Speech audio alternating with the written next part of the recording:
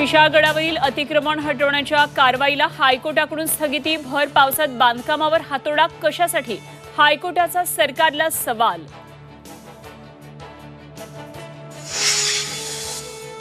काहींना महापुरुष आणि नंतर देव बनायचं असतं, मोहन भागवत यांचा इशारा कोणाकडे? चर्चेला उधाण, भागवतांच्या विधानावर भाजपनं चिंतन करावं, राऊतांचा टोला।